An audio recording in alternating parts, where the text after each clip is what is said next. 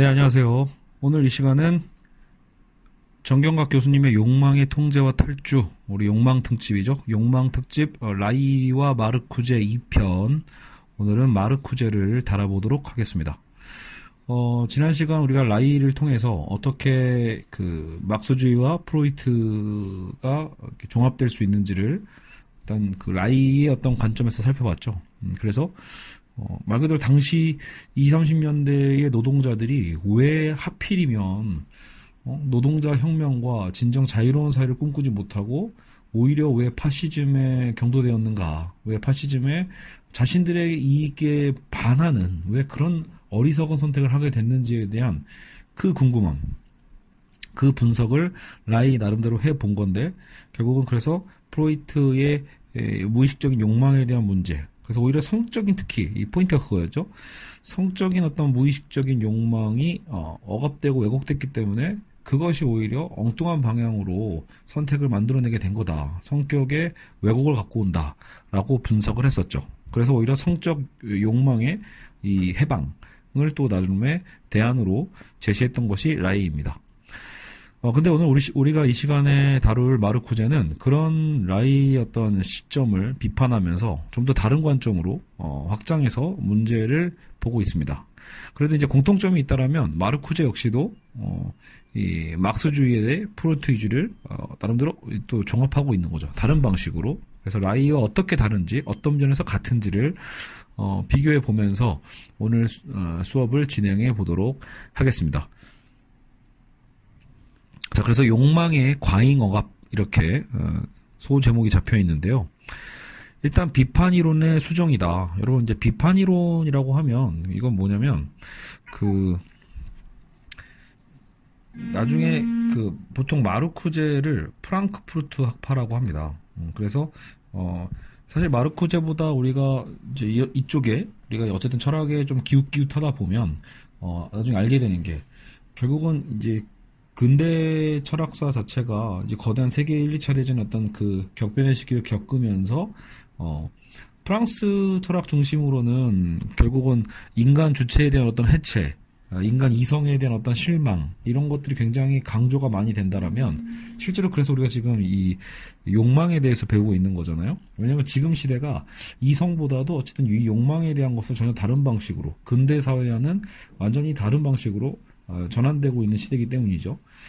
그런 것처럼 특히 프랑스 철학 쪽에서는 그런 어떤 욕망에 대한 강조고, 그리고 인간 이성에 대한 어떤 실망, 비판, 이런 게 강했다라면, 독일에 있는 철학자들은 이걸 이제 프랑크푸르트 학파라고 해요. 그래서 독일에 있는 이 몇몇 철학자고는 오히려 그 이성의 잘못된 사용에 대해서 반성을 하되, 근데 그 이성을 제대로 사용하면 해결되지 않을까, 문제를 우리는 해결할 수 있지 않을까, 이렇게 생각을 했습니다. 그래서 그것을 보통 비판 이론이라고 부르는데요. 그래서 기존의 인간 이성은 너무 도구적으로만 사용됐다. 그래서 그런 도구적인 사용을 통해서 인간이 이제 어떻게 보면 더 폭주하게 된 거죠. 그래서 인간은 도구적 이성만 있는 게 아니라 비판적 이성이 있다는 거예요. 그래서 이 비판 이론인 거죠. 이 비판적 이성에 대한 중요성을 다시 재발견을 함으로써 오히려 결국 인간이 이것을 성찰할 필요가 있다는 거죠. 제대로 제대로 된 비판적 이성을 통해서 이 도구적 이성에 대한 걸 나름대로 컨트롤할 수 있는 어떤 그런 나름의 대안점을 생각해 내기도 합니다. 물론 이제 오늘 그 결말 부분에서 보겠지만, 근데 이 비판 이론 자체가 구체적인 어떤 대안을 제기한다기보다도 결국은 일종의 지금 시대에 대한 오히려 이 비판, 지금 시대에 대한 어떤 성찰, 이렇게 보시면 됩니다. 그래서 거기서는 보통 아도르노가 있고 호르크하이머가 있고, 그래서 아도르노와 호르크하이머가 같이 썼던 계몽의 변증법이라는 책이 굉장히 유명하죠. 그리고 이제 아도르노 같은 경우에 말 그대로 이제 문화 산업에 대한 비판을 많이 했었던 학자로도 유명하고요. 근데 그 같은 계열, 같은 세대입니다. 마르쿠제가 바로 이 비판 이론의 한 계열로 들어간다고 보시면 되고, 나중에 이제 그들의 제자라고 할까요? 그때 하버마스, 지금도 아마 살아있죠. 근데, 하버마스의 이제 의사소통의 이론이, 그래서 이제 나오게 되는 거죠. 자, 여하튼 이제 우리는 이 얘기는 책에는 없으니까 지금 이 책에는 없고, 제가 지금 알고 있던, 내용의 흐름대로, 잠깐 아는 대로 설명을 해 봤습니다. 자, 비판 이론의 수정 이제 읽어보시면, 자, 이 시대가 이제는 가시적이고 어떤 물리적인 폭력보다도 정신적 세뇌와 지배가 있었던 시대고 비가시적 폭력이 있었던 시대라는 것을 읽어내는 거죠. 마르쿠제가 보기엔. 예, 그래서 사실 이게 되게 제가 비판 이론가들에 대한 책들을 이렇게 좀 그죠? 조금씩 들쩍들쩍 하다 보면 놀라게 되는 건 어쨌든 70년 가까이 지났단 말이에요. 이 비판 이론이 시작되고, 그러니까 이 프랑크푸르트 학파의 이론이 그렇게 뭐랄까 낡아 보이지 않아요. 구려 보이지 않고, 지금 21세기에도 사실 이 이론의 많은 부분들은 이해가 되는데 맞는 것 같은데 이런 거죠. 여러분 지금도 예를 들어 물리적 폭력이 직접 보는 것보다 오히려 어떤 정신적 세뇌와 지배가 더 많다라는 것에 우리는 충분히 고개가 끄덕여지잖아요. 어떤 가시적인 폭력이 아니라 비가시적 폭력의 시대라는 거. 근데 그런 분석을 이미 그렇게 70년 전에도 하고 있었다라는 거예요. 전쟁 이후니까요. 전쟁 이후에 어떤 그 흐름을 봤을 때 대중문화 산업이 엄청 막 발달하고 이런 시대거든요. 그래서 강압적 권력에 의한 종속이 아니라 오히려 자발적으로 예속되는 그런 시대. 대체 그렇다면 왜 그런가? 그 왜에 대한 어떤 고민들이죠. 1960년대에 서구 산업사회의 이 발전이 이제 눈부시게 발전합니다. 여러분 세계 2차 대전 이후에 전 세계가 특히 서구 사회를 중심으로 급격하게 발전을 하고 그러면서 이제 어떤 기존 1차 그 산업시대를 넘어서 그게 탈산업사회라고도 하죠. 그래서 대량 소비사회로 전환이 됩니다. 그러니까 여러분 이제 대중문화 산업도 이때 생기는 거예요. TV도 생기고, 뭐 라디오도 생기고, 그리고 정말 어떤 쇼핑에 대한 것들의 개념들이 생기는 거죠. 그 문화 소비에 대한 것들. 그러니까 대량 소비사회가 처음으로 막 쏟아져 나올 때 그런 시대 속에서 사실 이제 이 마르쿠제를 비롯한 비판 이론가들은 그 시대를 분석하기 시작했던 거죠. 새 시대의 통제는 그래서 에로스의 본능, 공격적 본능을 해방시켜 비판적 이성을 오히려 마비시키고 본능의 창조적 승화를 억압하는 그죠? 해방과 억압의 새로운 지배 양식이다라고 이렇게 마르쿠제는 정리를 합니다. 자, 다시 보세요. 새 시대의 통제는 뭐다? 에로스의 본능과 공격적 본능을 해방시켜 비판적 이성을 마비시킨다. 자, 비판적 이성이 실제로 나왔죠. 제가 아까 말씀드렸던. 그러니까 도구적 이성보다 계속 비판적 이성에 대한 부분들이 이제 필요하고 중요하다라고 봤던 이 비판 이론가들 입장에서 정작 지금 시대는 근데 비판적 이성을 또 마비시키는 시대라는 거예요. 그래서 우리 본능의 창조적 승화가 돼야 되는데 그 창조적 승화를 오히려 억압하는 그죠? 그러니까 이 역설적인 거예요. 뭐가 해방되죠? 에로스의 본능이나 공격적 본능은 해방됐어. 하지만 그 해방의 결과는 오히려 인간을 억압하는 방식으로 활용되고 있는 거죠. 해방과 억압이라는 새로운 지배 양식이다. 전통 막시즘은 위와 같은 소비 자본주의 이데올로기에 대한 무비판적 동조의 메커니즘을 제대로 설명할 수 없기에 그렇죠. 말 그대로 전통 막시스트 안에서 자본론 안에 보면 어쨌든 지금 이 20세기에 굉장히 이렇게 활발했던 어떤 문화산업과 거대한 소비자본주의에 대해서 많은 것들을 정확하게 예측하기는 좀 어려웠겠죠. 그래서 소비자본주의 이데올로기에 대한 이렇게 또 무비판적으로 동조하는 메커니즘. 무언가 오히려 자본주의가 발달하면 발달할수록 자본주의와 더 싸울 줄 알았는데 노동자 계급이 근데 싸우는 게 아니라 오히려 포섭됐다고 했잖아요. 지난 시간에 파시즘에. 근데 파시즘도 파시즘이지만 자본주의에 우리는 더 매몰되죠. 그래서 이런 무비판적 동조의 메커니즘을 전통 막시스트의 개념으로는 설명할 수 없었기 때문에 그래서 프로이트의 정신분석 이론을 역시 마르쿠제도 접목하려고 했다. 이 부분에 대해서는 라이히와 비슷한 부분이죠. 그렇다면 라이에 대한 비판은 대체 뭐냐라고 했을 때 억압적 승화와 비억압적 승화를 구분하지 않고 그냥 승화 전체를 비하했다라고 마르쿠제는 라이를 비판합니다. 즉 라이를 다시 기억해 보시면 라이는 오히려 억압적인 어떤 그러니까 승화 있죠. 승화 자체 우리 욕망을 그대로 투영해야 되는데 이렇게 뭔가 다른 방식으로 승화한다. 예를 들어 우리 대표적인 게 우리의 욕망을 예술적으로 승화하거나 그죠? 뭐 어떤 면에서는 저는 그 10대 청소년 남자애들이 그 엄청난 성적 욕구에 대한 이것이 억압되니까 욕망이 되잖아요. 그러니까 이것을 나름대로 해소하기 위해서 스포츠를 통해서 저는 또 승화한다라고도 생각을 하거든요. 그런 것처럼 근데 그것을 라이히는 비판적으로 봤단 말이에요. 승화 전체를 비하했죠. 근데 마르쿠제는 라이의 이런 시각은 너무 편협하다. 승화 전체를 너무 단순하게 비하했는데 승화에도 억압적 승화가 있고 비억압적 승화가 있다. 근데 그거를 구분하지 않고 무턱대고 승화 자체를 비판하는 건 어리석다라고 본 거예요. 또 하나는 자유를 성욕의 발산과 단순하게 동일화했다라는 거죠. 그러니까 라이는 성욕이 해방되면 정말로 우리가 진정한 자유를 얻을 수 있을 것처럼 얘기하고 있는데 정말 우리의 성욕의 발산이 정말로 자유의 증진과 동일하냐라고 볼 때 사실 여러분들도 부분 납득은 되더라도 전체적으로 그렇죠, 확실하지. 성욕이 발산되면 우리는 진정 자유로워져 라고 할 수만은 없죠. 그렇죠? 당연히 부작용이 있죠. 그래서 성해방을 만병통치약처럼 그러니까 제시한 그런 라이에 대한 비판을 마르쿠제는 통렬하게 진행을 합니다. 자, 그럼에도 마르쿠제 역시 프로이트 이론을 막스주의를 통해서, 어쨌든 프로이트 이론을 통해서 막스주의의 이 활력을 찾고자 했다는 점에서는 공통점이라는 거 다시 체크해 두시고요. 책에서 이제 1세대 프랑크푸르트 학파라고 해서 역시 아도르너와 호르카이머에 대한 언급은 되어 있고요. 이들이 결국은 1970년대 신좌파 운동의 이념적 지주였다라고도 얘기합니다.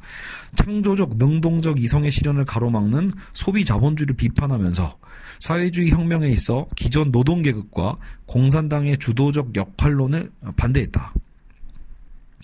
그러니까 전통적인 막시즘은 그래도 여전히 노동계급과 어떤 공산당의 주도적 역할론에 기대를 걸었다면 결국은 이 1세대 프랑크푸르트 학파였던 아도르노, 호르카이머, 그리고 오늘 우리가 배우는 마르쿠제 또한 마르쿠제는 어쨌든 전통 막시즘의 주장과 달리 기존 노동계급과 공산당의 주도적 역할론에 대해서는 반대하고 현 노동자 계급의 어떤 무력화, 1차원적이고 몰 역사적인 자본주의에 사로잡혀 있다라고 진단을 합니다. 노동자 계급은 이미 무력화됐고 1차원적 인간으로 말 그대로 몰 역사적이고 자본주의에 사로잡혀 있다라고 본 거죠. 자, 그러면 이제 욕망과 현실 원칙, 이제 프로이트 이론이 그럼 어떻게 적용되는지를 우리는 살펴봐야겠죠. 대체 그러면 마르쿠제의 진단은 무엇인가? 자, 프로이트는 우리가 지난 시간부터 계속 배웠지만 프로이트 편부터 쾌락 원칙과 현실 원칙이 있었죠. 쾌락 원칙은 어쨌든 무의식적인 본능이고 쾌락을 극대화하고 싶어하고 그래서 어쨌든 그 1차 과정이라는 개념으로 드러난다고 했죠. 어떤 식으로든 욕구를 충족시키려고 하는. 하지만 이 쾌락 원칙은 온전히 다 실현될 수가 없다는 걸 우리는 깨닫게 되죠. 왜냐하면 현실과 충돌하게 되니까. 이 현실 자체가 쾌락 원칙의 어떤 진행 방향을 막게 됩니다. 그래서 쾌락 원칙과 현실 원칙이 나눠지는 거죠. 그래서 우리는 현실 원칙을 통해서 선악을 구분하고 진위를 분별하며 허용과 금지를 자각합니다. 구분할 줄 아는 거죠. 외부로부터 주어진 주체가 되는 것이 결국은 현실 원칙이다. 우리는 이것을 선악을 구분해서 선을 따르려고 하고 진위를 분별해서 진리를 추구하려고 하고 그렇죠. 그리고 나름대로 어떤 질서와 예절을 또 지키려고 하는 외부로부터 주어진 주체가 되는 게 현실 원칙이죠. 그래서 그 현실 원칙은 쾌락 원칙과 대비가 됩니다. 자, 마르쿠제는 이 현실 원칙을 받아들여요. 사회적 규범과 체제 전체를 강행하는 지배 원칙이 현실 원칙이고 사회가 개인을 지배하는 과정이 역시 현실 원칙이죠. 결국 현실 원칙이 개인의 언어와 의식, 사고, 행동, 욕망도 형성한다. 사실 여러분 그래서 이거는 우리가 오이디푸스 컴플렉스의 어떤 과정을 본 것처럼 그쵸 우리가 결국은 우리의 어떤 욕망 우리의 어떤 사실 그 엄마에 대한 어떤 그 욕구죠 사실은요. 근데 그것을 억압해서 욕망화함으로써 이제 결국 우리는 사회적으로 주어져 있는 나의 자리를 받아들이게 되죠. 그래서 내가 쓰는 언어와 나의 의식과 사고 행동 욕망도 결국은 이런 현실 원칙이 형성하는 거다.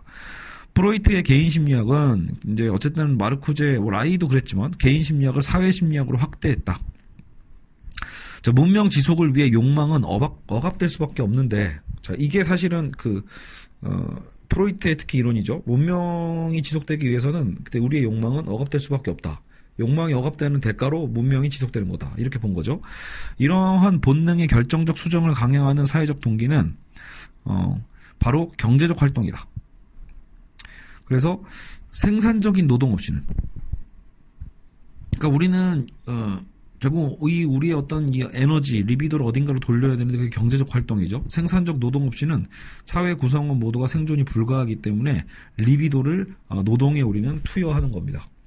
그래서 그러니까 성욕을 리비도의 어떤 에너지를 어떤 성욕의 성적 욕망으로 피울 수 있는 게 아니라 그런 것 쪽은 억압되고 생산적 노동 쪽으로 투여하는 거죠. 기존 사회화 이론이라는 건 사회화 과정이 개인의 발달을 조장하는 인간화 과정이라고 봤어요. 다른 사회학적 개념인 거죠. 그러니까 다른 사회화 이론들은 사회화 과정이라는 게 개인의 발달을 조장한다. 그래서 그런 어떤 인간화하는 과정이다. 그래서 사회 제도를 정당화했죠. 한편 프로이트는 문명의 진보에는 필연적인 억압이 있다라고 했고,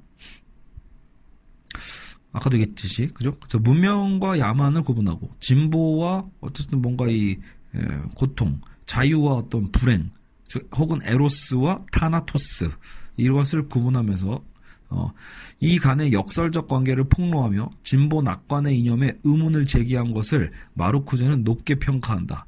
그러니까 마르쿠제는 프로이트를 높게 평가했다는 얘기예요.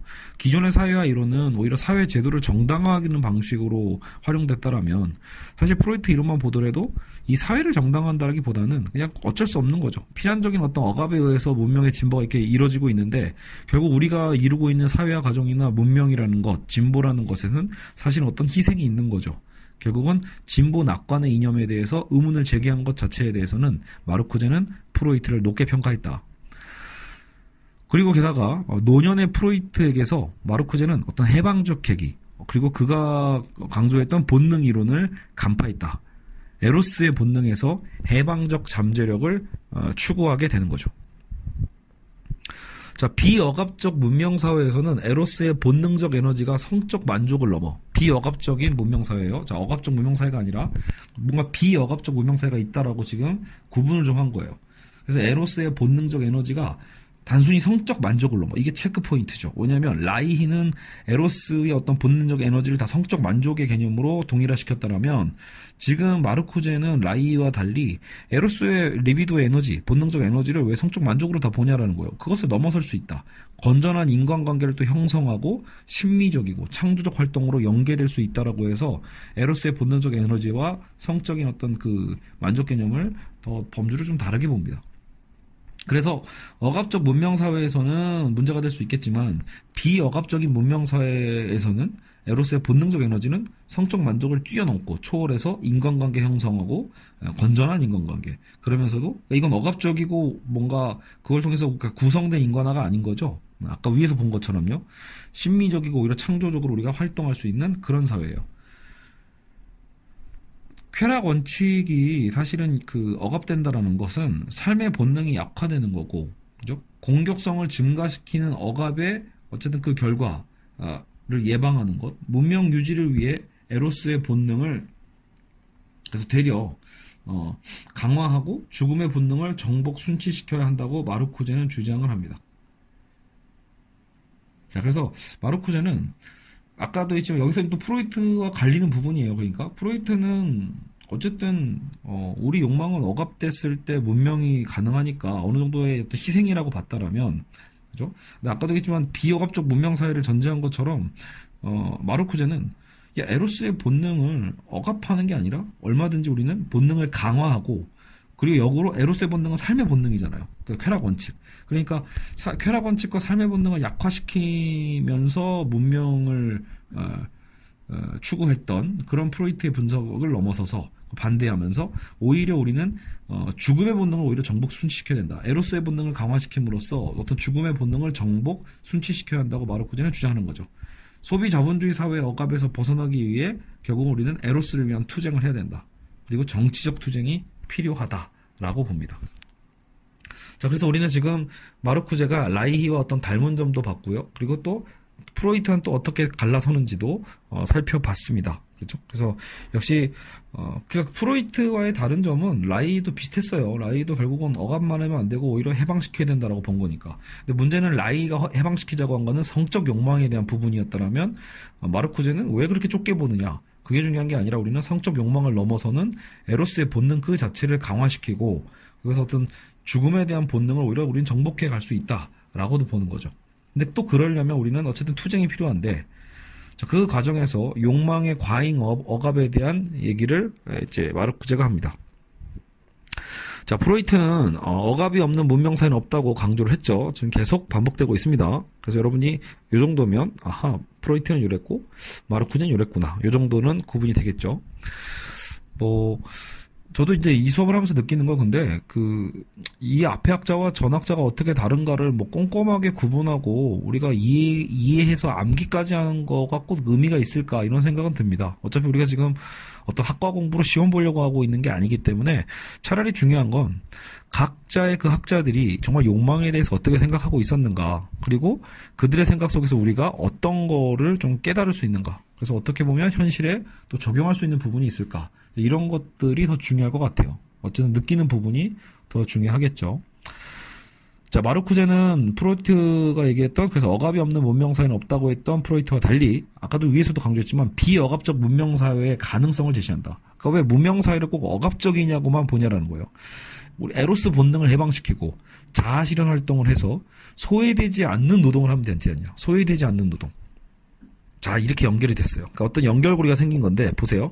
에로스의 본능, 그 리비도가 해방이 되고요. 그 리비도의 에너지가, 자아실현 활동으로 연결이 되면, 결국 우리가 노동을 하더라도 소외되지 않는 노동이 되죠. 주체적 노동이 될 수 있어요.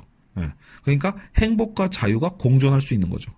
다시 얘기하면, 현실 원칙과 쾌락 원칙이 공존할 수 있다라는 거예요. 그러니까 우리는 그동안 쾌락 원칙이 억압되고 현실 원칙에 의해서 지배받는 것처럼 아주 묻히는 것처럼 생각을 했지만 마르쿠제가 보기에는 두 원칙의 공존의 가능성을 보는 거다. 물론 문명 존속을 위한 욕망의 억압 원칙은 마르쿠제도 동의를 합니다. 그러니까 문명 존속을 위해서 욕망이 억압이 아예 안 되는 것도 말이 안 되잖아요. 정말 어떤 정도 그러면 완전히 욕망이 여러분 모든 게 다 실현되는 사회는 더 공포스러울 수도 있고 혼란스러울 수도 있기 때문에 어쨌든 마르쿠제도 동의는 해요. 그 원칙 자체에는. 하지만 지금 우리가 챕터를 다루고 있는 게 욕망의 과잉 억압이었잖아요. 그러니까 저 말이 무슨 용어였냐면 모든 사회에 꼭 필요한 기본 억압이 아니라 필요 이상의 결핍 해결을 핑계 삼아서 통제하려는 과잉 억압이 문제라는 거예요. 그래서 그걸 구분하자라는 거죠. 마르쿠제의 이런 약간 뭔가 이성적인 구분 방식이라고 좀 볼 수 있다고 봐요. 그러니까 비판 이론가들이 도구적 이성과 비판적 이성을 구분함으로써 말 그대로 이성에 대한 가치를 다시 살린 것처럼 제가 보기에는 이것도 마찬가지인 것 같아요. 억압이나 욕망에 대해서도 마르쿠제는 억압은 다 억압이고 욕망은 다 욕망이야 이렇게 본 게 아니라 특히 억압에 대해서도 우리가 문명 존속을 위해서는 어느 정도는 꼭 실현해야 되는 기본적인 억압은 있다라고 마르쿠제도 인정을 해요.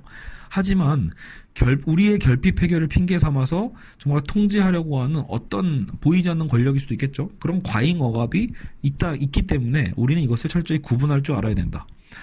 억압의 보편적 차원과 역사적 차원을 그래서 구분해야 된다라는 거예요. 자, 보편적 차원과 역사적 차원을 구분한다는 얘기는 뭡니까?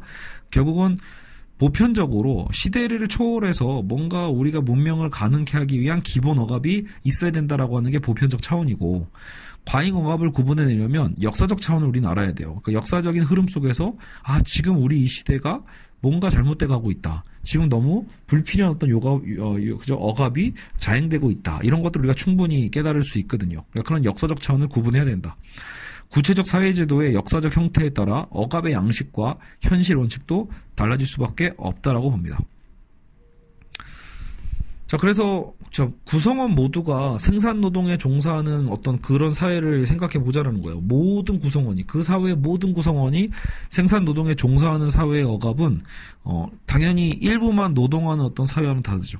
예, 모두가 노동하는 사회와 일부만 노동하는 사회에 거기서 말하는 억압이라는 건 다를 수밖에 없다. 억압 양식의 차이가 있고, 경제제도도 마찬가지예요.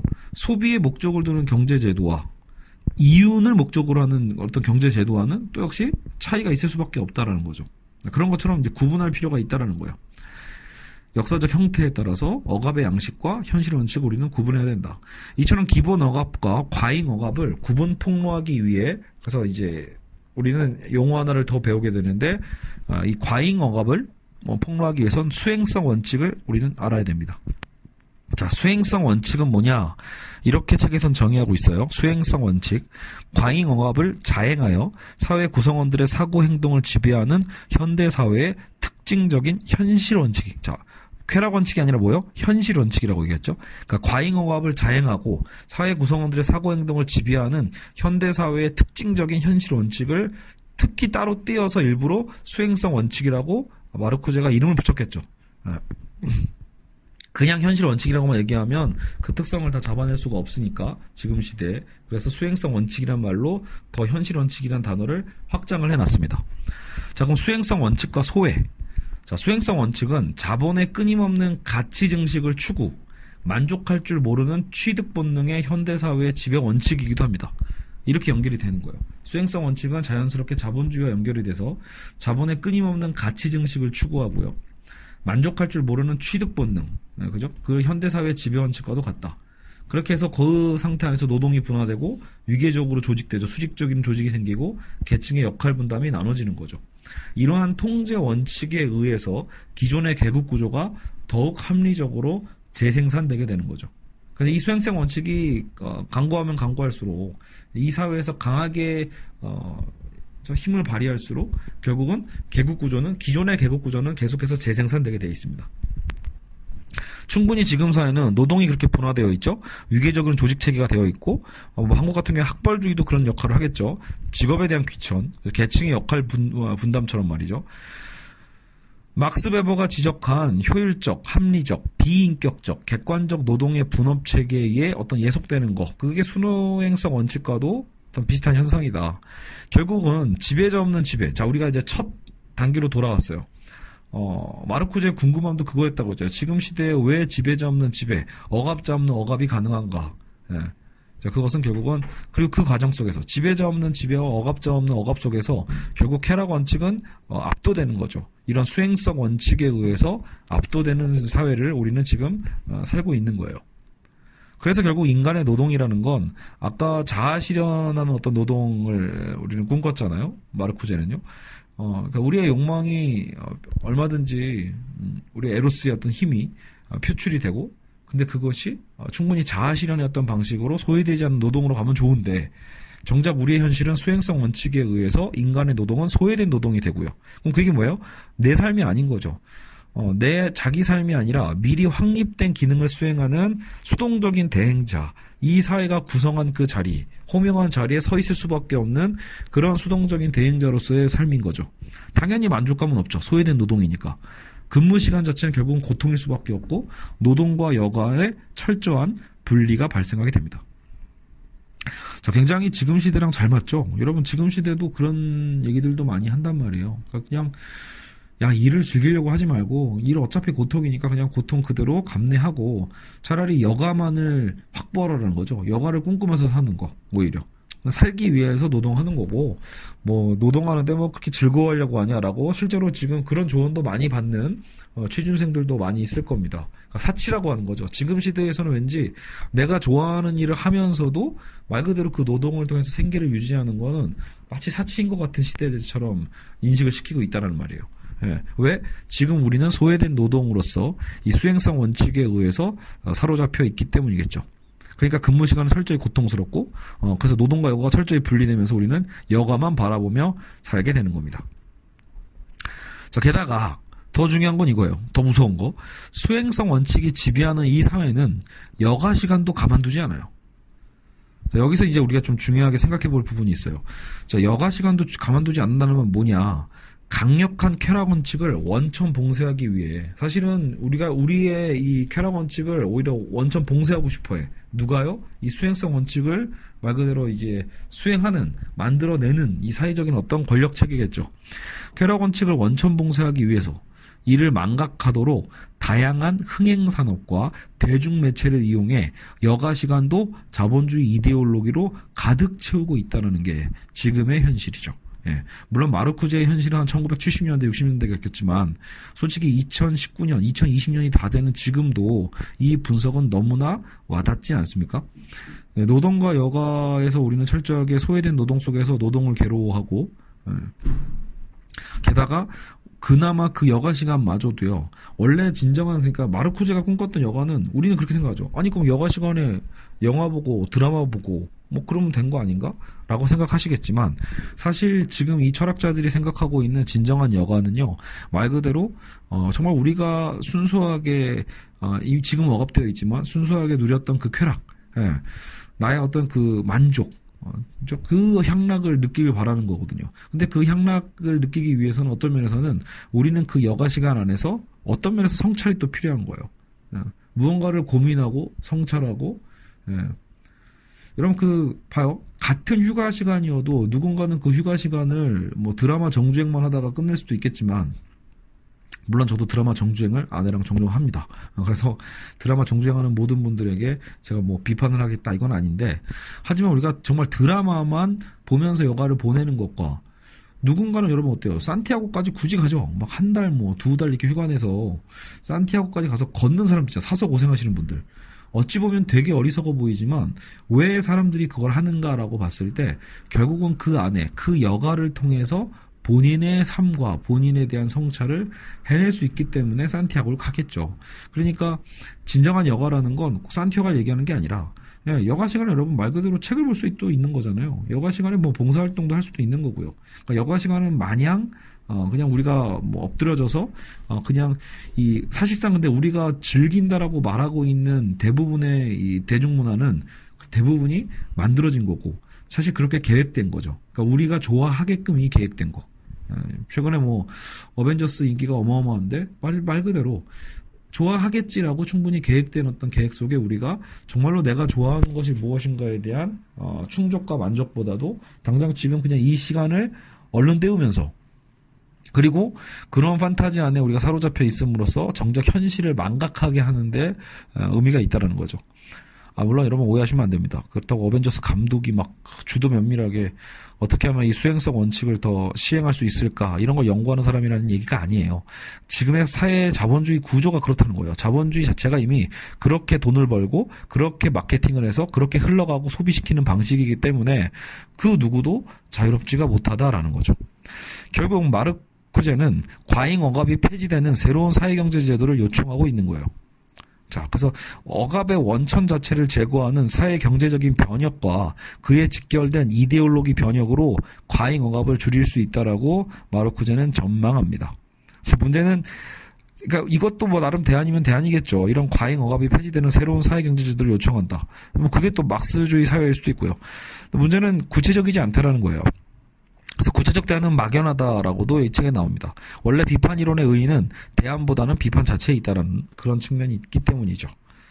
자, 그래서 마지막 우리가 다뤄야 될 내용은 억압적 역승화이며 억압적인 역승화. 마르쿠제는 초반의 낙관과 달리, 그래서 마르쿠제도 약간 비관적으로 변하나 봐요. 64년에 1차원적 인간이라는 책을 쓰면서 변혁 가능성의 회의적 관점을 실제로 보인다. 어쨌든 뭔가 이렇게 좀 과잉 억압을 줄일 수 있는 사회를 좀 꿈꿨는데, 결국은 본인이 봐도 이 시대의 문제는 뭐예요? 테크놀로지의 발전이에요. 최근에 우리 IT의 발전의 속도를 보면 알잖아요.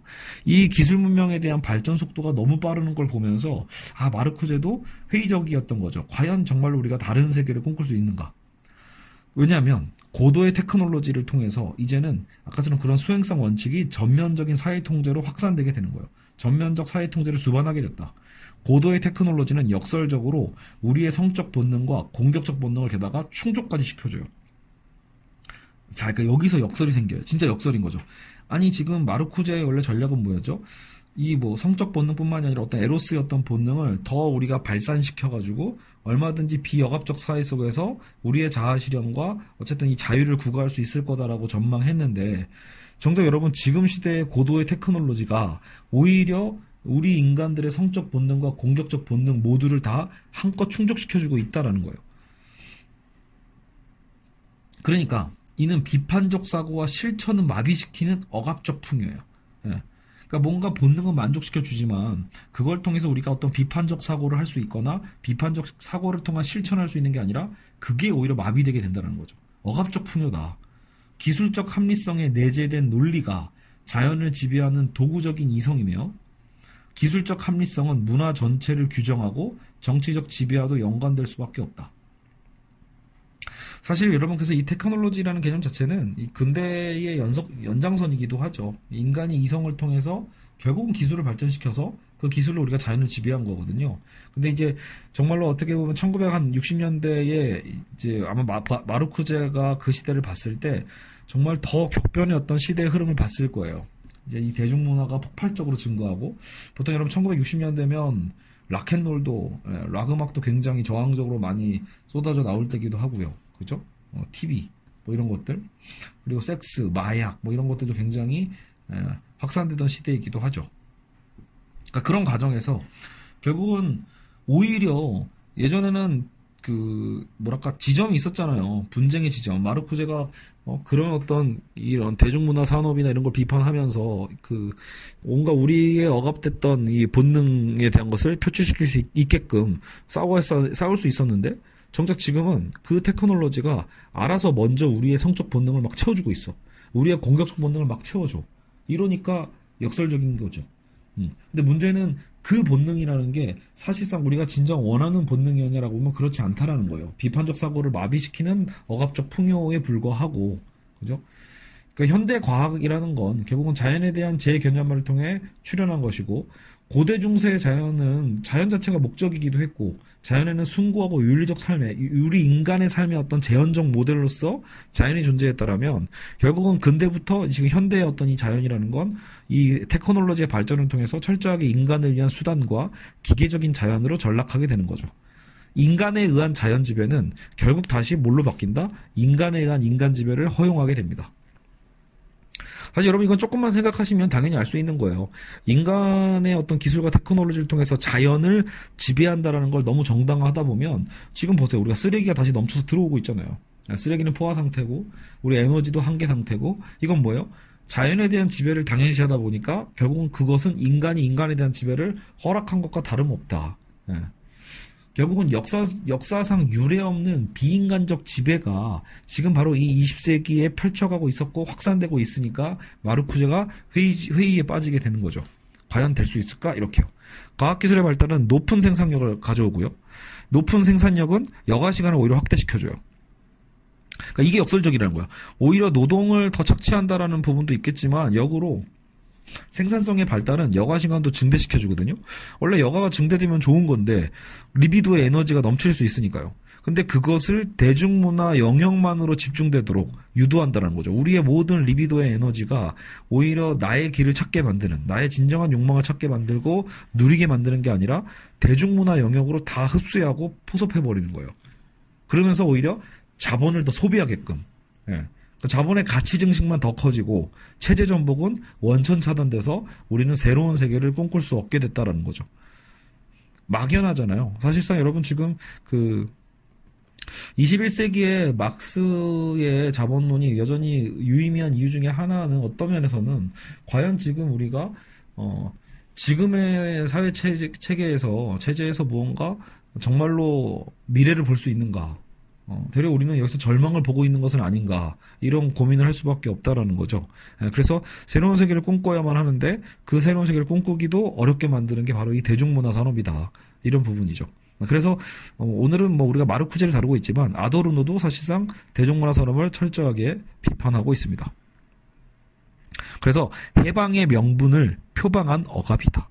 그러니까 해방의 명분을 표방한 억압. 사실상 억압이라는 거죠. 해방처럼 보이게 만든 거야. 여가 시간도 늘려줬죠. 그러니까 오가 더 좋아라고 본 것 같지만 여가선이 늘어난 만큼 우리는 더 오히려 여가 산업의 노예가 되는 거죠.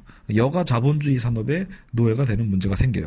대규모 향락이 넘쳐나게 되죠. 술과 섹스, 마약 이런 것들, 그리고 말 그대로 더 우리는 건전하게 생각하는 거지만 콘서트, 스포츠 이런 거조차도 어떤 면에서는 대중문화 산업으로 산업화됐을 때 정말 내가 좋아하고 나를 건강하게 만드는 것들이 아니라 오히려 나를 더욱더 얽매이게 하는 것들로서 대중문화 산업이 형성화되고 있는 거죠.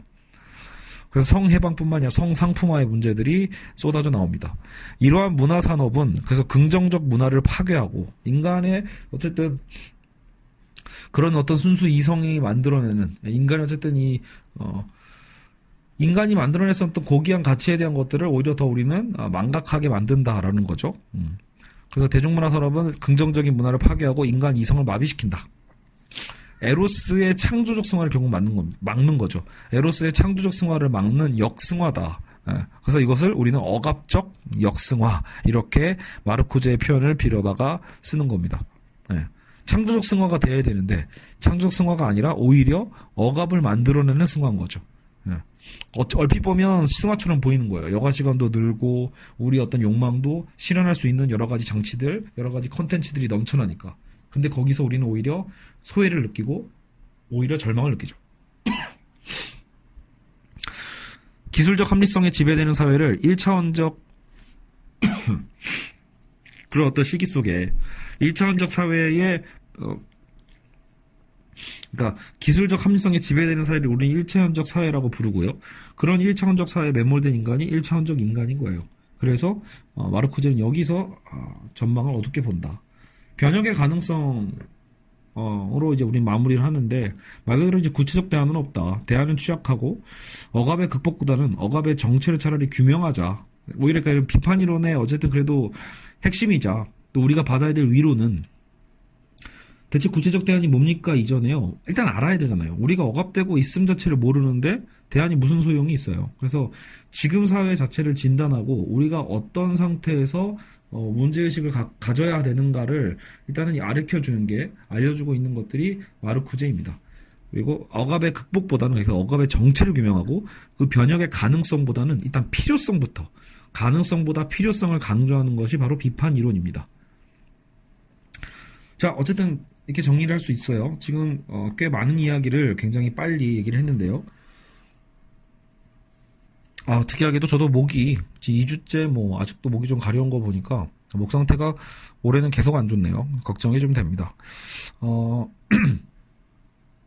자, 어쨌든 우리는 지금 오늘 이제 2번의 시간에 걸쳐서 라이히와 마르쿠제를 다뤘는데 오늘 그 마르쿠제를 통해서도 우리가 좀 배울 점들이 있었습니다. 그리고 마르쿠제는 특히 비판 이론가이기 때문에 프랑크푸르트 학파가 주장했던 여러 가지 이야기들 오늘 보면 과잉 억압이 있었죠. 욕망의 어떤 과잉 억압의 문제고 그래서 우리가 기본 억압은 받아들이더라도 과잉 억압은 우리가 오히려 구분해내야 되는데 정작 우리는 그 수행성 원칙이라는 것에 의해서 끊임없이 우리는 자꾸 나도 모르게 계급화되고 개체화되고 그것을 그대로 받아들이게 된다라는 거죠. 그리고 우리가 왜 소외된 노동에 빠져 있는지 우리는 깨달아야 된다. 그래서 우리는 오히려 주체적 노동을 찾기 위해서 우리는 어쨌든 희망을 가져야 된다라는 거죠. 저는 다행히도 지금 제가 하고 있는 일들은 그렇게 소외된 노동은 아닙니다. 그러니까 저는 어떻게 보면 좀 행복한 사람이겠죠. 저는 제가 학생들을 가르치는 것도 원래 좋아하고 무엇을 가르치느냐를 떠나서 일단은 그냥 젊은 사람들과 함께하는 것 자체를 좋아하는데 그렇게 학생들을 가르칠 수 있다라는 거죠. 비록 사교육이지만. 그리고 그 가르치는 내용이 더욱더 좋죠. 수학을 가르치냐, 음악을 가르치냐, 여러 가지를 할 수도 있겠지만, 그 중에서도 저는 어떤 논술이라는 과목을 통해서 정말 다양한 인문학과 어떤 철학들을 다 다뤄볼 수 있거든요. 그래서, 또 사회과학까지, 경제학까지도 다 다뤄볼 수 있으니까, 이런 것들을 자유롭게 공부할 수 있다라는 환경이 있다라는 것, 다행이죠. 물론, 결국은 자본주의 사회니까, 결국은 먹고 살기 위해서 어떤 때는 저도, 일하기 싫은 날도, 혹은 수업하기 힘든 날도 수업을 해야 되는 그런 어려운 상황이 있겠지만 한편으로는 저보다 훨씬 소외된 이 노동 환경에서 일하시는 분들이 한국 사회의 태반인 것을 잘 알고 있기 때문에 그것을 제가 불만을 표시할 수는 없는 거겠죠. 오히려 어떻게 하면 우리가 각자 자기가 이렇게 만족하면서 내가 일하는 과정에서도 만족하면서도 더 무언가 연구하고 즐거워할 수 있을 만한 그런 노동을 할 수 있을까? 사실 이런 기회들이 계속해서 주어져야 하겠죠. 그리고 무엇보다 저 역시도 대중문화 산업을 되게 좋아해서 나중에 보면요, 여러분 대중문화를 비판하는 이런 독일의 프랑크푸르트 학파 혹은 비판 이론가들도 있지만 오히려 나중에 보면 발터 메디아민 같은 경우에는 어떤 면에서는 나중에 또 이 대중문화의 장점들도 얘기를 해준단 말이에요. 그래서 집단지성도 나오는 거고요. 그런 면에서 우리는 나중에 그것도 논쟁점으로 한번 생각해 볼 수는 있을 겁니다. 자, 여하튼 우리는 지금 욕망에 대한 특집이잖아요. 그래서 욕망에 대한 통제와 탈주에 대한 부분에 대해서 정작 지금 마르쿠제는 오늘날의 이 자본주의 혹은 대중문화 산업이 혹은 테크놀로지가 접목된 거죠. 그래서 이 테크놀로지가 접목돼서 되려 우리 인간의 어쨌든 여러 가지 리비도와 에너지, 성욕과 욕망 같은 것들을 되려 표출시켜주고 여가 시간까지 늘려주는 것 같지만 그럼에도 불구하고 그것을 오히려 망각시키는 방식으로 우리를 속이고 있다라는 거죠. 그래서 우리는 이 억압적인 역승화를 통해서 정작 제대로 된 창조적 승화를 못하고 있고 그 필요성조차도 못 느끼고 있다. 결국은 우리의 결론은 억압의 극복보다는 억압의 정체를 규명하고 변혁의 가능성보다 일단 필요성을 강조하는 게 비판 이론임을 먼저 깨달아야 된다라는 거죠. 오늘 수업의 마무리는 발터 베냐민의 한 구절로서 마무리를 하겠습니다. 책에도 이렇게 마무리가 돼요. 희망이 주어진다는 것은 오직 희망을 잃은 사람들만을 위한 것이다. 발터 베냐민. 네. 그러니까 희망이 주어진다는 건 뭐죠? 희망을 잃은 사람들에게만 의미가 있죠. 희망이 주어진다는 것. 희망을 잃었는지도 모르는 사람들에게는 희망이 주어져도 뭔지 알 수 없잖아요. 그게 결국은 이 마르쿠제의 비판 이론가들이 하고자 했던 바로 그 목적이었을 겁니다. 네, 여러분 오늘도 고생하셨습니다. 이제 다음 시간 드디어 미셸 푸코가 나옵니다. 그래서 이제 푸코의 이제 이 책에서 다루는 푸코는 저도 아직 안 읽어봤는데 굉장히 궁금하고요. 어떤 시각으로 다시 정리가 되었는지. 그래서 우리가 이제 푸코 편을 하고 이제 대단원의 마지막이죠. 들레즈까지 하면 이제 우리의 욕망 특집도 긴 여정이 끝나게 됩니다. 네, 그때를 기다리면서 마지막까지 함께 해주셨으면 고맙겠습니다. 감사합니다.